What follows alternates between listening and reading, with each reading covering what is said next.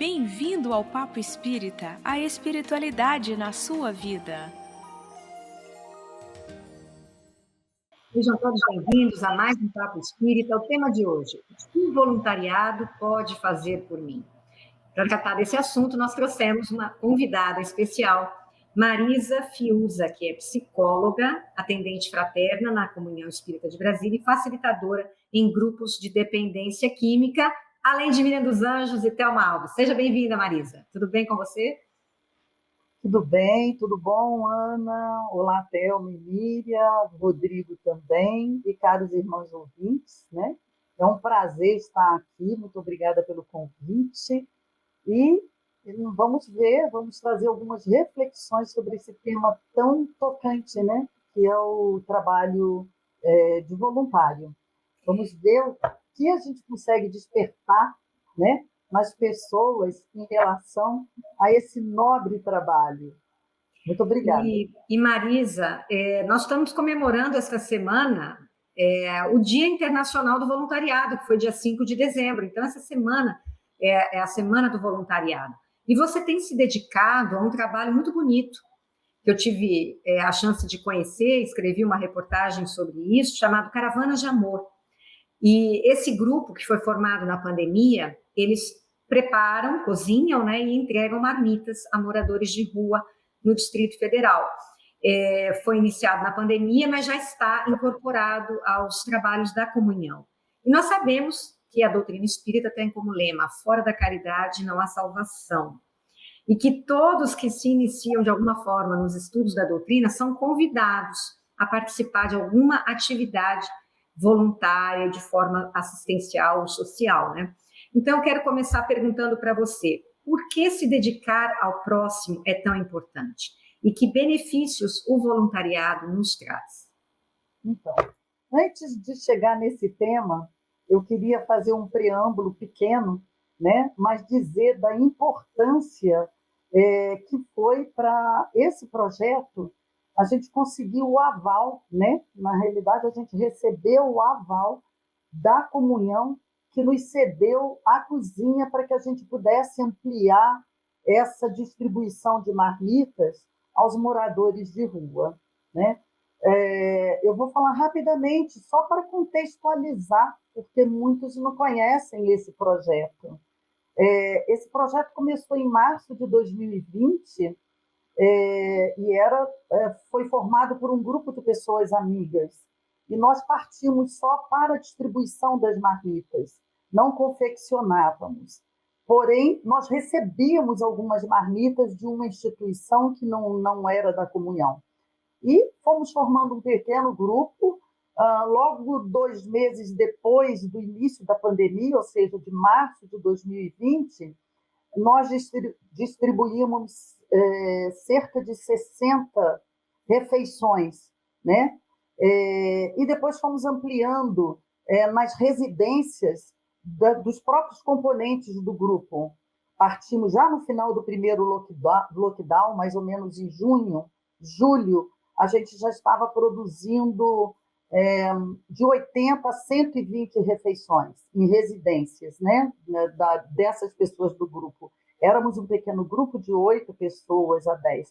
Então, só rapidamente dando uma estatística aqui para vocês, no ano de 2020, nós distribuímos cerca de 2.000 refeições, entre alimento mesmo, as marmitas propriamente ditas, né, e bolos, arroz doce, gelatina, enfim. A gente incrementava com uma sobremesa. E essas sobremesas eram feitas nas nossas residências, vamos dizer assim. Então, esse trabalho, nós mais que triplicamos, porque até hoje, no decorrer de 2021, porque lá em outubro, mais ou menos, quando nós recebemos esse apoio da diretoria da comunhão, eles nos pediram um projeto, nós apresentamos e foi aprovado. A utilização da comunhão fez com que a gente conseguisse produzir, no ano de 2020, cerca de 9.000 refeições. Então, nós saímos de 2.000 para 9.000. E fomos ampliando, né, na realidade, esse volume. Graças a Deus. E o que acontece? Nós também, esse trabalho tem duas grandes vertentes, que não é só a distribuição do alimento, né? Uma das primeiras vertentes é esse campo de vibração, essa harmonia entre os trabalhadores, né? Pois nós somos os primeiros a receber o carinho e a atenção da espiritualidade, né?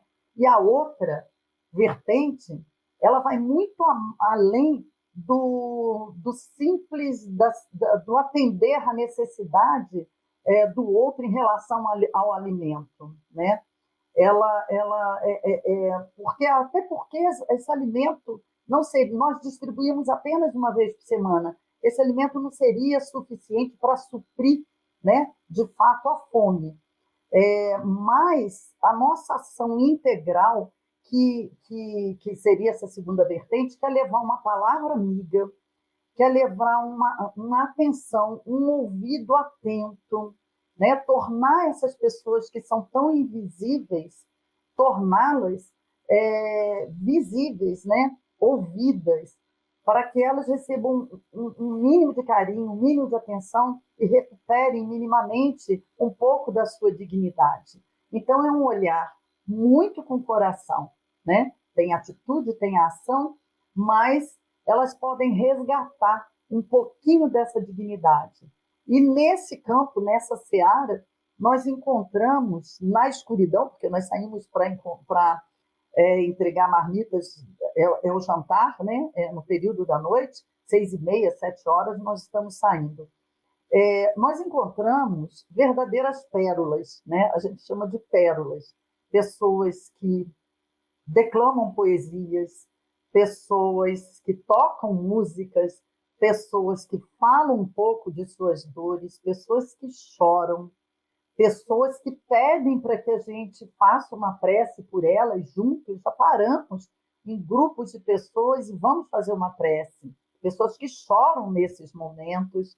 Então, isso é muito gratificante. Isso toca a alma realmente, não só deles, como a nossa também, né? Então, só falando um pouquinho do cerne do trabalho, né? Para contextualizar. Então, assim, esse campo, essa egrégora, né, que se forma, essa energia mental, elas criam esse grande campo vibratório, amoroso, inclusive entre os participantes do grupo. E a gente só vem se aprimorando nesse processo, né? Então, eu queria fazer esse preâmbulo. Sim. Deixa eu passar a palavra para a Thelma, que eu tenho certeza que a Thelma tem perguntas aí para você. Sim. Porque esse trabalho do voluntário é um trabalho lindo e gratificante, né? E muitas vezes eu queria perguntar para você, Marisa, a pessoa que, como ela se coloca como voluntária, ela acha que ela está beneficiando o terceiro. E, na verdade, não é bem isso, né? E eu queria que você colocasse qual é o maior beneficiário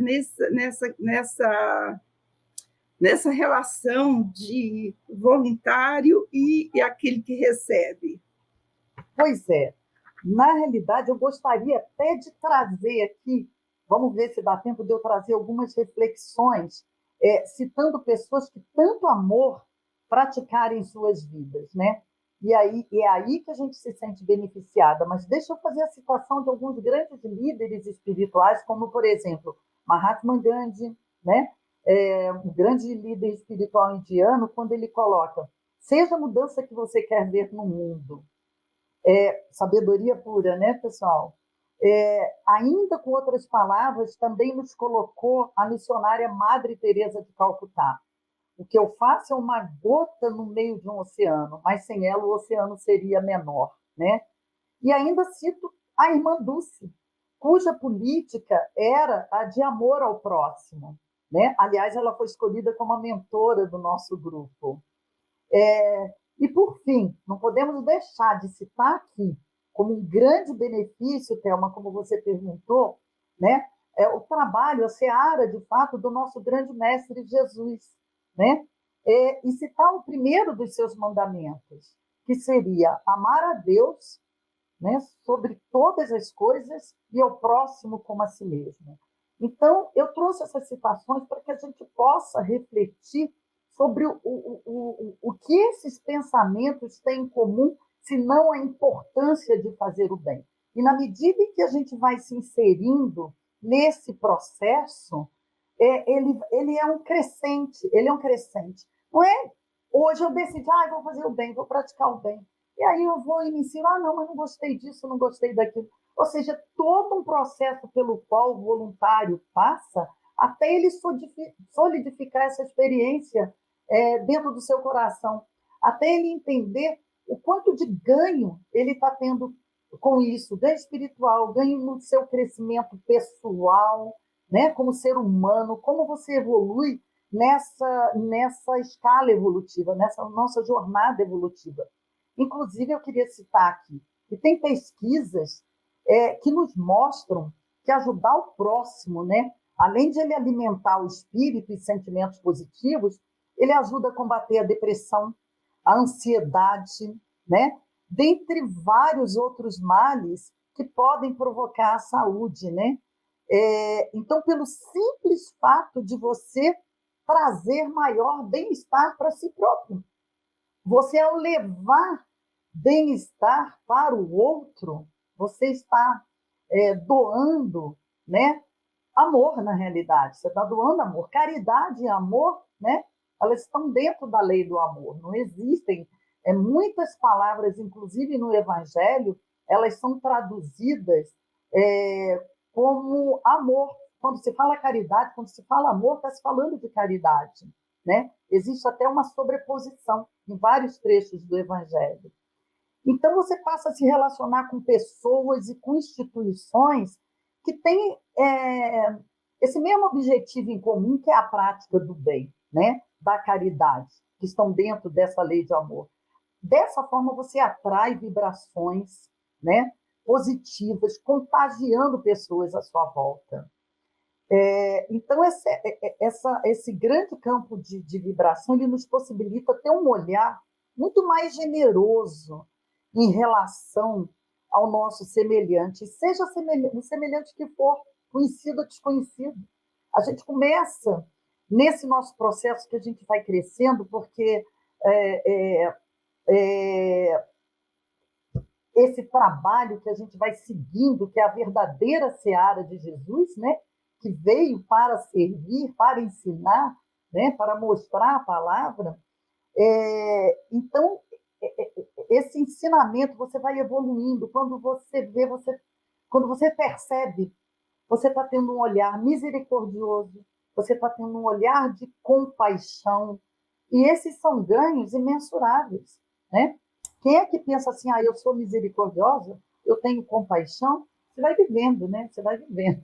São conquistas, né, Marisa, que você vai acrescentando dentro da sua alma, porque é a forma que a gente tem de sair um pouco da própria casinha, né? De sair daquele seu eixo que é só você, os seus, né?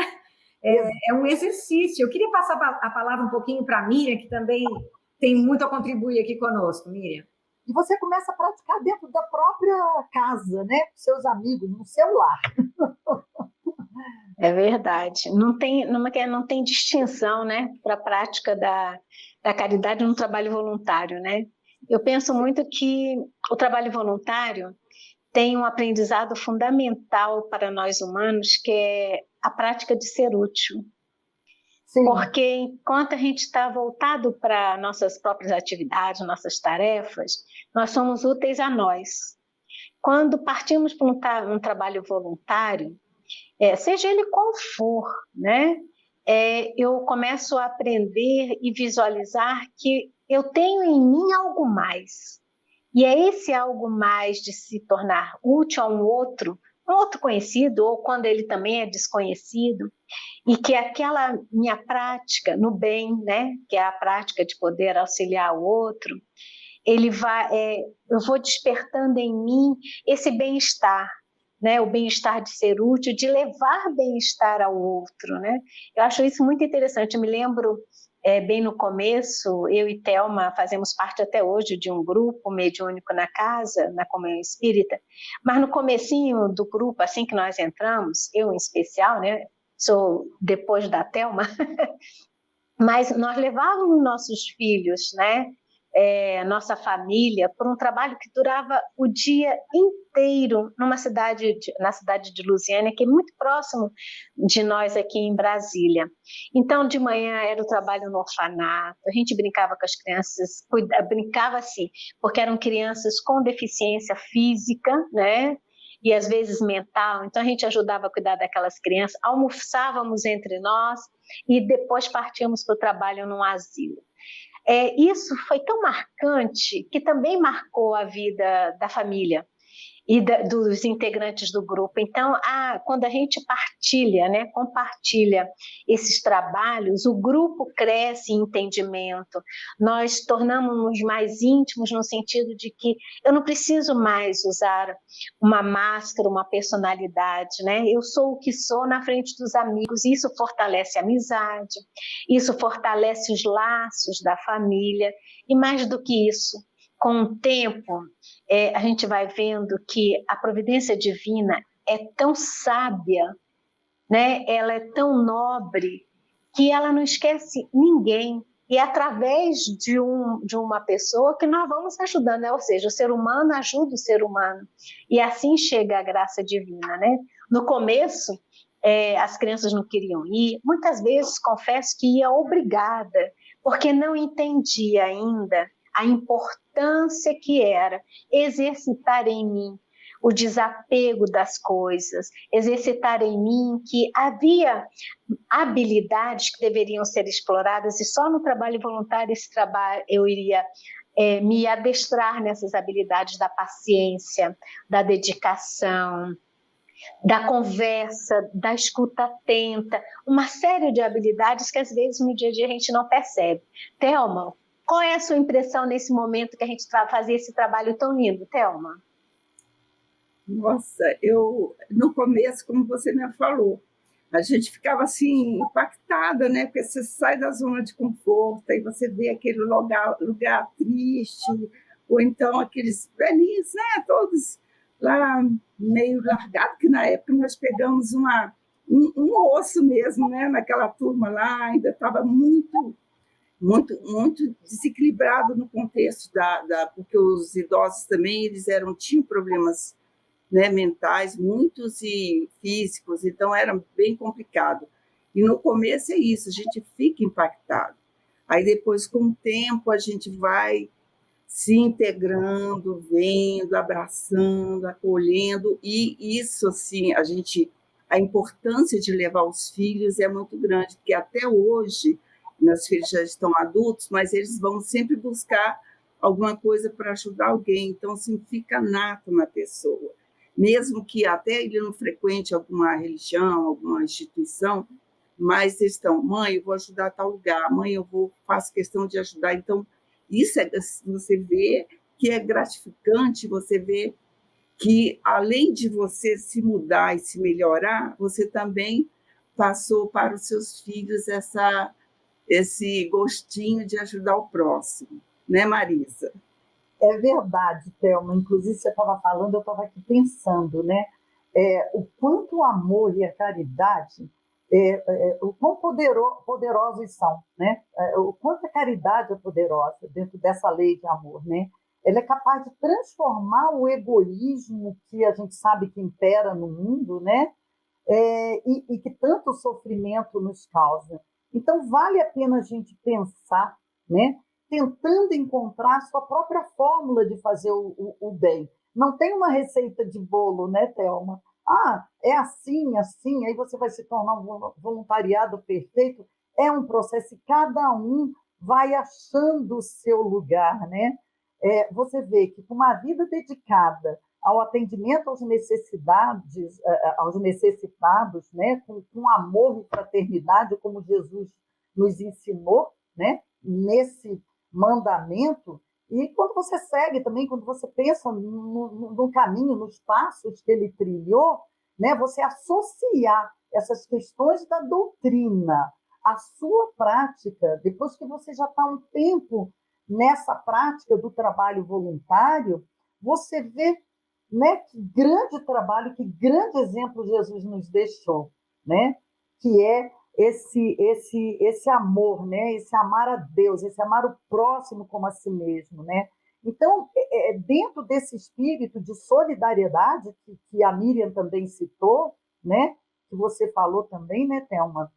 É que você percebe coisas sutis, sentimentos e virtudes sutis que vão aparecendo. Quando você vai vencendo os dois grandes males, vamos dizer, da humanidade, que a gente sabe que é o egoísmo, né, e o orgulho, vão florescendo as virtudes, né? E você vai caminhando, progredindo dentro desse caminho evolutivo, né? Então, compartilhar esse sentimento maior, né? E percebermos que somos capazes de transformar, primeiramente, a nossa própria vida no sentido de crescimento pessoal, né? Então, quando você para pensar nisso, você começa a ampliar o seu raciocínio e perceber que renasce a esperança de um mundo melhor. Se cada um fizer a sua parte, né? Um pedacinho, não importa que parte é essa, mas quando cada um faz um pedacinho, isso vira um pedação, né? Isso vira um todo. E Marisa, tem muita gente que entende caridade, né? A gente aprende isso com a vida. Caridade é aquilo que eu dou, é a roupa que eu dou, é o cobertor, é o alimento. Mas você citou no início esse trabalho do Caravanas de Amor, você citou uma coisa muito bonita, que você falou, nós escutamos, nós ouvimos as histórias deles, nós damos os nossos ouvidos e a nossa atenção para essas pessoas. Então, claro que vocês estão indo lá. E tem também as pessoas que contribuem nos bastidores, né? As pessoas que doam alimento e que de alguma forma também se envolvem. Mas eu queria falar de um termo que a gente aprende na doutrina espírita sobre a caridade moral, que também é uma forma de caridade, mas que é difícil da gente compreender, porque a gente entende muito de caridade material, mas pouco de caridade moral. Então, eu queria que você comentasse um pouquinho sobre isso. É verdade, Ana. Você tocou num ponto fundamental, né? Nós não podemos entender a prática da caridade somente como como doação de bens materiais ou esmola, né? Que nós damos nas ruas, né? Porque a verdadeira bondade desse ato, ele tem e deve ser praticada diariamente, né? Quando vocês falaram aqui nós falamos, né, sobre a questão dessa escuta atenta, né? Então, quando você evita ouvir discutindo mentalmente, o que significa discutir mentalmente, né? Julgando, recusando aquele conteúdo que você está ouvindo, protestando, né? Então, quando você é dominado pelo emocional, você perde o melhor da palavra, né? Você vai confundir esse racional, esse raciocínio, né? Então, quando você ouve sem ansiedade, sem rebeldia interior, você consegue atingir, entender o coração do outro, né? Porque você está ouvindo sem preconceito, você está entendendo aquele ali dentro da humanidade dele, né? Então, ajudar, por exemplo, prece, né? Você pode ajudar alguém através de uma prece, uma oração enviada a uma pessoa que nós sabemos que necessita. Existem muitas formas dessa ajuda, né? Que não passa tão somente pelo recurso material. Eu até diria, o recurso material é mais fácil, Nós temos simpatizantes do nosso grupo que eles ainda não estão na doação do tempo, e não estou aqui colocando escala de valores, não, mas apenas eles auxiliam de uma outra maneira, que também é importante. Mas a tendência, pelo que eu percebo, pelo que eu vejo, é caminhar para a doação do seu tempo, né? Que é essa prática do amor, né? Que é essa prática de amor ao próximo, né? Então, tipo assim, é aquela coisa, né? Tipo assim, é ajudar sem esperar nada em troca. É ensinar aquilo que a gente já sabe. É dar sem que a outra mão saiba o que foi dado, né? Quando a gente começa a pensar por aí, né? É estudar buscando conhecimento para se iluminar. E você se iluminando, você consegue iluminar um pouquinho o outro. E tem uma armadilha, né, Marisa, que eu estou pensando aqui. Muitos de nós, a gente vai a um trabalho voluntário esperando gratidão daquela pessoa assistida, né? Sim. Não é? Thelma, é por aí? Sim. Exatamente, essa questão de achar que o outro tem que ser grato, você pode cortar. E principalmente o trabalho voluntário dos mais próximos, que são nossos familiares ou parentes ou amigos. Os outros, a gente sabe que, né, vai esperar. Então, esse processo é uma coisa que a gente tem que aprender. E uma coisa que eu quero passar para a Marisa é o seguinte, que eu achei interessante, a questão é o papel do trabalhador voluntário, porque às vezes as pessoas acham o seguinte: eu vou me dedicar a um trabalho voluntário, então eu vou entrar na atividade a qualquer horário, eu não vou, só porque eu vou quando eu puder, hoje eu tenho uma festa, então eu não vou. Então, se surgir qualquer probleminha, contratempo, eu não vou, né? Então, assim, não é, a pessoa acha que não é o mesmo compromisso que tem quando a pessoa está trabalhando, né, recebendo trabalho, mas esse trabalho é muito importante quando você se compromete e vai, que no caso, eu e a Miriam, a gente ia uma vez por mês, naquele domingo, aquele dia todo. Às vezes tem trabalho que é 1 hora por dia, 2 horas por dia, ou então naquelas 6 horas, aquele compromisso. Então, a pessoa acha que está solta, e não é assim. Marisa, fala um pouquinho dessa história para a gente. Inclusive, eu estive pensando sobre essa questão das características do trabalho do trabalhador voluntário, né? Na realidade, o importante é ter boa vontade, né? É querer. Muitas pessoas falam, mas quais as características que um voluntário deve ter, né? Veja bem, quando você se envolve em atividades voluntárias, né? Você descobre novas potencialidades em você próprio, inclusive você desenvolve a disciplina. É isso que você falou, Thelma, né? Você começa a perceber que aquele trabalho, as pessoas estão contando com você, né? No início, muitas vezes, ainda mais como se diz do brasileiro, que não tem compromisso, né? Eu lembro que assim, um dos meus, eu fui morar um tempinho na Austrália e lá era bem rigoroso o trabalho voluntário, né? Um dos meus objetivos era prestar o serviço voluntário. E eles tinham vários critérios de exigência para você ser voluntário. Eram vários pré-requisitos, né? Então, tipo assim, você começa a ver a importância da disciplina, a importância que o seu trabalho, a falta que você vai fazer caso você não esteja lá no horário. Então, tem certas características que elas são fundamentais, né, para o trabalhador voluntário. É claro que você não precisa ter todas as características que eu diria que é a característica que qualquer trabalhador, mesmo para o mercado de trabalho, precisa ter. Mas o trabalho voluntário, antes de tudo, é você ter boa vontade, você querer, é você estar aberto a novas experiências, né? E você saber que ali você tem um campo rico, vasto de aprendizado e de crescimento, né? Então, Thelma, é muito importante que a pessoa saiba dessas características. Tem algumas aqui que, se vocês quiserem, eu estive pensando sobre elas, né?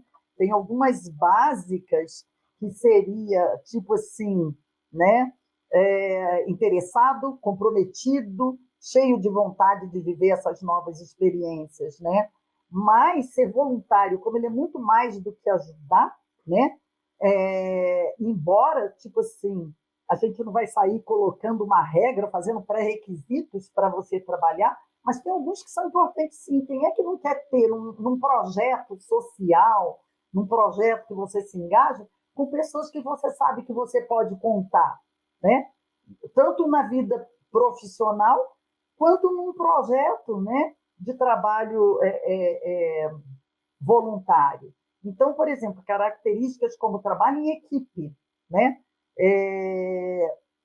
Raramente um projeto social vai ser feito por uma pessoa, ele é feito por várias pessoas. Então, se você não tem habilidade de trabalhar em equipe, certamente que você vai desenvolver essa habilidade, né, Thelma? Eu não sei se essas características são interessantes a gente citar, né? Eu acho que muita gente, Marisa, encara, às vezes, quando vai iniciar o trabalho voluntário, e isso aconteceu comigo.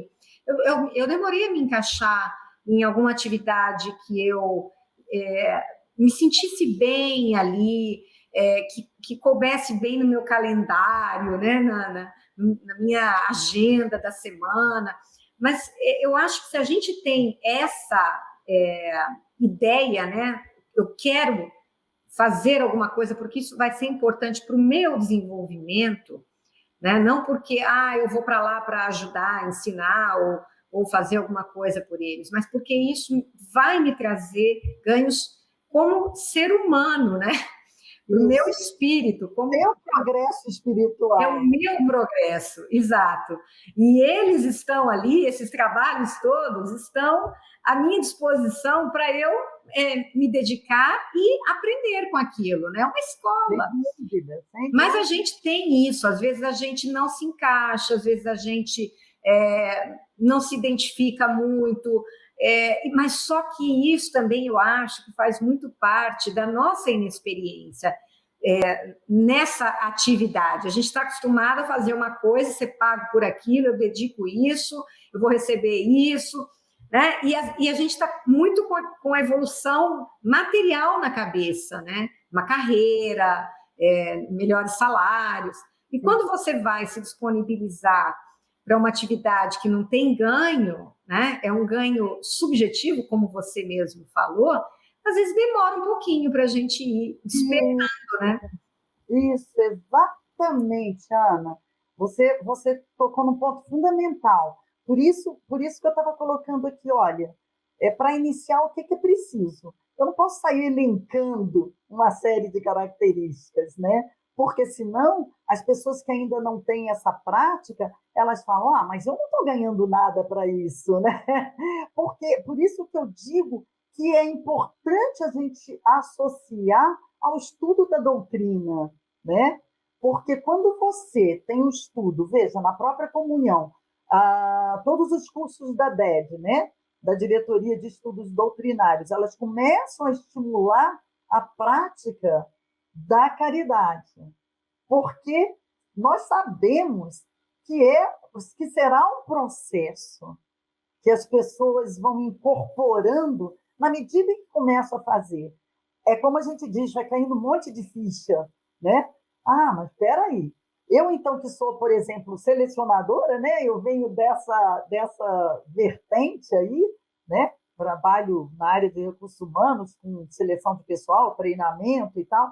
Então, isso fica muito claro. Como você, de repente, aqui você tem teu ganho e, de repente, eu vou utilizar isso aqui, mas não é remunerado, né? Mas aí é que está o X da questão, são esses ganhos que eu diria que eles não são nem secundários, porque uma vez que você tem algumas necessidades na sua vida satisfeitas, você começa a sentir necessidade dessa transcendência, né? Aqui a gente poderia até citar a pirâmide de Maslow, né? Que quando você tem aquelas necessidades básicas satisfeitas, que são, vamos dizer, as necessidades fisiológicas, né? Que é de alimentos, Alimento, né? e tal, e depois aquelas necessidades secundárias, que é o social, que é a realização pessoal, enfim, quando você sobe nessa pirâmide, chega lá no topo, que é a autorrealização pessoal. Pronto, eu atingi o topo. E agora? Ah, eu quero transcender, eu quero fazer algo mais, porque isso já não me satisfaz mais. Isso não me preenche, né? É o tal do vazio existencial, que num dado momento da vida, todo mundo se pergunta, todo mundo não, né? Mas muitas pessoas falam, eu não sei o que eu quero, eu não sei o que eu quero da vida, como desenvolver isso? Uma pergunta é fundamental aqui, né? Quando você entra nesse estágio. Qual o seu propósito de vida, né? Qual é a missão que você tem na sua vida? De repente, a missão pode ser até achar o seu propósito, né? E isso passa pelo autoconhecimento. Espera aí, que necessidades eu estou tendo agora nesse momento da minha vida? As pessoas costumam aliar isso muito a um momento de aposentadoria, mas não mais. Isso lá no passado era muito mais gritante, né? Aí me aposentei, então agora eu vou me preparar e vou fazer um trabalho voluntário, né? Mas hoje a gente vê cada vez mais os jovens querendo fazer trabalho voluntário, eles se inserindo e fazer a diferença na sociedade.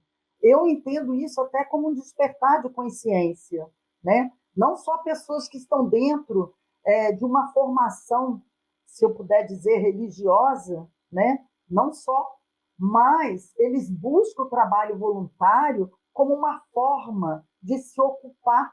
O mundo está muito vazio, né? Carente de valores, né? Mais significativos, né? De exercício da tal cidadania que a gente falou aqui. Alguns começam o trabalho voluntário apenas, eu quero exercer a minha cidadania no mundo, né? Ótimo, ok. E dali eles vão evoluindo e percebendo cada vez mais do tanto de ganho que nós temos e o bem-estar e o prazer que nos dá ao vermos a felicidade do outro, né? Eu tenho um exemplo que foi muito marcante nesse nosso grupo, que aconteceu recentemente, não foi ontem, no trabalho de ontem, porque nós nos reunimos aos domingos, foi no domingo anterior. Nós fomos entregar refeição para quem é de Brasília, ali no POP, 903 Sul, né? Fica mais, localiza um pouquinho. Tinha um grupo enorme de pessoas, né? E nós éramos 6, 7 pessoas para fazer a distribuição de alimentos e tudo mais. Nós não distribuímos só alimentos, às vezes tem roupas que nós levamos, tem cobertor, a depender da época do ano, né? Enfim, são doações diversas. Mas nós encontramos uma moça, uma jovem grávida de 22 anos. Quando é que a gente imaginava que a gente ia conseguir ajudar essa pessoa, né? Então, a gente vê o quanto a espiritualidade nos ajudou. Só pode ser, não tem outra explicação. Eu me afastei um pouquinho, eu fui para a calçada, essa menina se aproximou e eu comecei a conversar com ela. Uma gestação de 7º mês, né? E ela, com um olhar de difícil para poder se comunicar, e ela foi colocando devagar a situação dela. Primeiro, seu nome, tal. Como é que você veio parar aqui? Eu já andei em tudo quanto é hospital, porque eu estou preocupada. De 6 para 7 meses, já uma barriga grande, só 22 anos. Pois nós conseguimos, no dia seguinte de manhã, um amparo. Essa menina foi acolhida por uma instituição lá de Samambaia, né? O nome dessa instituição é Santos, agora me fugiu o nome, eu acho que eu anotei em algum lugar, mas Santos Inocentes. Santos Inocentes. Essa menina vem sofrendo todo tipo de violência ao longo da sua vida, desde os 5 anos de idade. Violência no próprio lar, violência de toda a ordem, moral, sexual, né? Enfim. Dos 5 aos 13 anos de idade. Isso tudo nessa conversa foi apurado. Então, nós colocamos, olha, amanhã a gente volta aqui, você nos espera aqui, não sai, porque morador de rua, ele muda muito de lugar. Então, foi uma bênção. Ela chegou nessa instituição chorando sem parar. Pensa, a pessoa dormindo ao relento, né? Não tendo na rua, literalmente na rua. E no dia seguinte de manhã, isso era domingo, 7 e pouquinho da noite, no dia seguinte de manhã, um carro a recolheu e a levou para essa instituição, onde ela poderá ter o filho dela, ela tem uma caminha, ela tem abrigo, ela vai ser instruída, ela vai receber palestras, enfim, são coisas dessa natureza que acontecem e nos surpreendem positivamente e contagiou o grupo inteiro de felicidade. O grupo inteiro ficou feliz. Você vê sentido no seu trabalho, né, Marisa? Você vê sentido no seu trabalho. Então, a natureza não tem preço. Não tem preço. Exato. Não foi lá só distribuindo marmita. Esse é um exemplozinho. Eu sei, a gente sabe que a coisa é muito mais ampla e a gente vai saindo da nossa bolha, né, Marisa? A gente vive numa bolha de proteção que, claro, né, não é uma coisa ruim para nós. Afinal de contas, nascemos numa condição um pouco mais privilegiada, mas não quer dizer que, por isso, não devamos buscar o outro nesse sentido de o que isso me acrescenta, né? De obrigada, Senhor, porque tenho essas proteções que, como essa menina, você disse que não tinha, né? Mas conseguiu ser ajudada. Mas como é bom a gente fazer parte desse trabalho, né? A gente, infelizmente, Marisa, a gente está com o nosso tempo esgotado. Já. A gente podia ficar aqui falando, porque esse é um tema muito, muito prazeroso. É um tema que eu falo assim, é um quentinho, né? Porque todos nós que já temos alguma experiência, a gente está aqui para levar essa mensagem do trabalho voluntário e para que cada um que nos assiste aqui desperte uma sementinha, né? Se ainda não estão, porque a gente sabe que muita gente está engajada, graças a Deus, em muita coisa, né? Mas que aquela pessoa que está buscando e ainda não se identificou com alguma coisa, e não só a gente tem a comunhão espírita, porque somos da comunhão, e graças a Deus é uma casa que nos permite trabalhar em muitas atividades, né? A gente tem essa sorte. Mas na sua igreja, né? Se você não tem religião, existe um portal do GDF para quem é de Brasília. Eu acredito que em todos os estados, municípios, sempre tem uma forma da pessoa descobrir aonde trabalhar. Queria que você, Marisa, finalizasse aqui a sua participação, explicando para quem nos assistiu que quiser doar para o Caravana de Amor, participar ou doar. Se a pessoa é de outro estado e quer, de alguma forma, também contribuir, que é um projeto muito bonito, como ela pode fazer? Ai, que bom, então. Que bom, Ana. As doações, os contatos podem ser feitos via Instagram. Anotem, @Projeto Caravana de Amor. É o nosso Instagram. A gente vai pedir para o Rodrigo colocar aqui que bom. O lettering. @Projeto Caravana de Amor. Nós não temos Facebook, mas uma colega nossa, né, uma integrante do nosso grupo, criou a página e ela gerencia essa página. Todos os domingos ela coloca ali as novidades, os gêneros alimentícios que nós costumamos necessitar, né, como doação, porque ele é um grupo autossustentável. Nós utilizamos a Cozinha da Comunhão, mas o grupo, que hoje já somos cerca de 30 pessoas, né? Você veja, começou com 6, 8, hoje estamos em 30 pessoas. Então, a Roberta, ela gerencia esse grupo, pode chamar inbox, através do direct, quero doar, e isso tem acontecido, né? E assim também nós recebemos doações de simpatizantes do trabalho, né? Pessoas da família, pessoas amigas, que ainda estão, eu não tenho tempo, mas eu vou fazer a doação material. É muito bem-vinda também, porque nós utilizamos os recursos para comprar os insumos, né? Feijão, arroz, macarrão, eu estou dando exemplos, né? proteínas, milharina para fazer polenta, né? Verduras, legumes. Nós tivemos muitos feirantes. Ao final da feira, sobrava chuchu, cenoura, folhagem, que eles nos doavam em grande quantidade. Feirantes também do Núcleo Bandeirante, através de uma trabalhadora da casa, muito simpatizante com esse nosso trabalho, como ela conseguia doação, eram sacos de chuchu, de cenoura, enfim, sempre nos ajudando muito. Então, as coisas vão acontecendo dessa forma. Nós temos um grupo de WhatsApp, mas esse é para os integrantes do grupo, onde também a gente posta as necessidades da semana. E essa semana está faltando molho de tomate, né? Está faltando leite para a gente poder fazer o arroz doce, um exemplo. Nós temos feito gelatina também. Então, estou citando alguns insumos, mas lá no Instagram vocês vão ler as coisas que nós mais necessitamos, né? Marisa, é bacana ouvir esse relato tão humano, né? Falando como é que as pessoas se unem de uma forma bem caseira, né? E isso impacta de alguma forma. Então, a gente às vezes fica achando que tem que ser uma coisa grandiosa, que tem que ter uma verba, que tem que ter isso, aquilo. Não.